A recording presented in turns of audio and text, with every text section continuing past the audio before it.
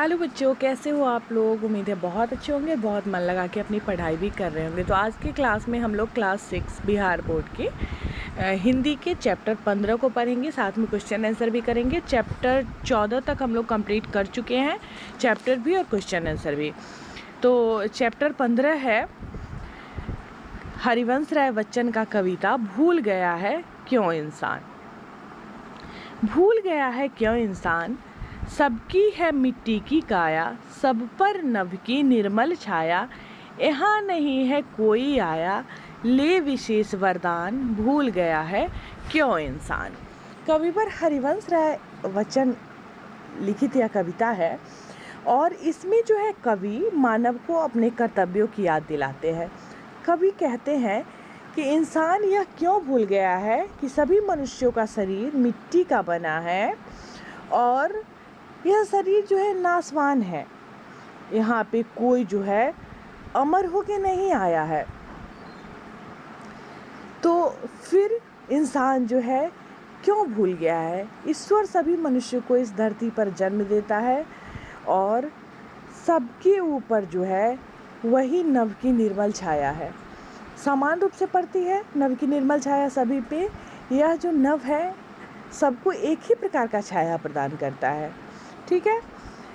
धरती ने मानव उपजाए, मानव ने ही देश बनाए, बहु देशों में बसी हुई एक धरा संतान, भूल गया है क्यों इंसान।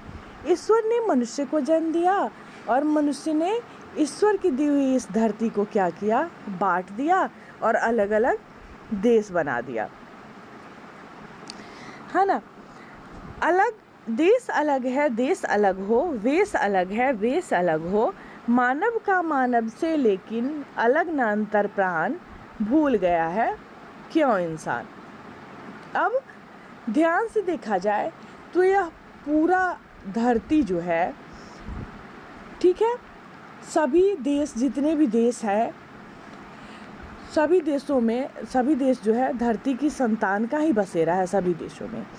कभी आगे कहते हैं कि माना कि देश अलग अलग है, उस देश में रहने वाले की वेशभूषा भी अलग अलग है, खान पान भी अलग अलग है, लेकिन सभी मानव के शरीर में एक ही प्राण का वास है, एक ही ईश्वर की ज्योति जो है सभी मानव के हृदय को आलोकित करती है, प्रकाशित करती है।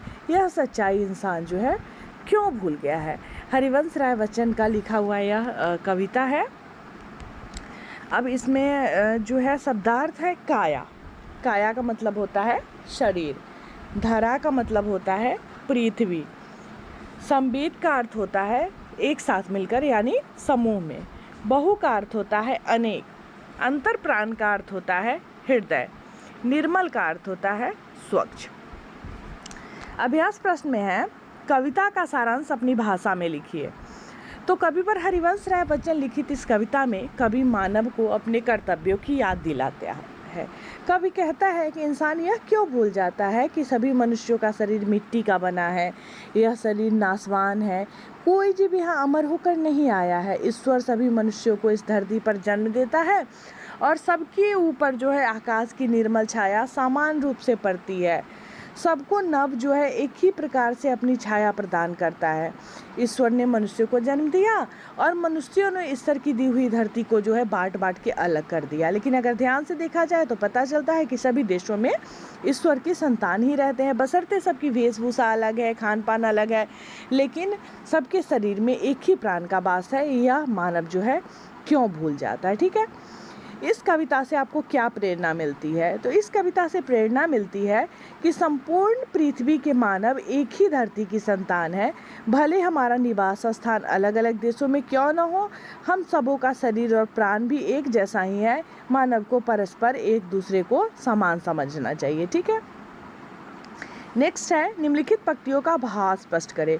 देश अलग है, देश अलग हो, वेश अलग है, वेश अलग हो, मानव का मानव से लेकिन अलग न अंतर प्राण।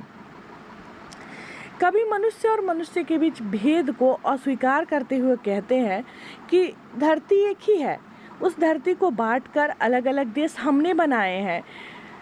अब देश अलग है तो वहाँ की वेशभूषा भी अलग हो सकती है, क्योंकि इसका निर्माण भी मनुष्य ने अपनी सुविधा के अनुसार किया है। ठीक है। पर सभी मनुष्यों के अंदर में एक ही प्राणवायु का संचरण होता है। एक ही ज्योति जो है सभी मनुष्य के शरीर को आलोकित करती है। ठीक है, नेक्स्ट है, सबकी है मिट्टी की काया, सब पर नभ की निर्मल छाया, यहाँ नहीं है कोई आया ले विशेष वरदान। कवि कहते हैं कि मनुष्य का यह शरीर एक ही प्रकार की मिट्टी से बना है। मनुष्य के बाद यह शरीर उसी मिट्टी में मिल जाता है।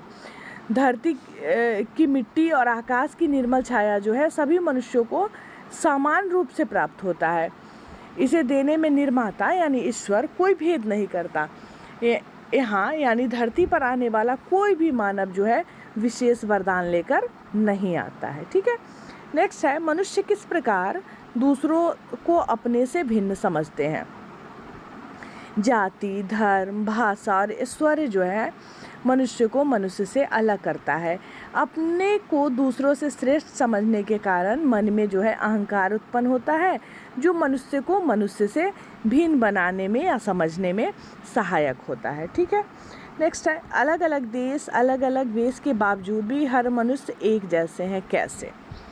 देश और वेश मनुष्य के बनाए हुए हैं, ये सब मानव निर्मित है।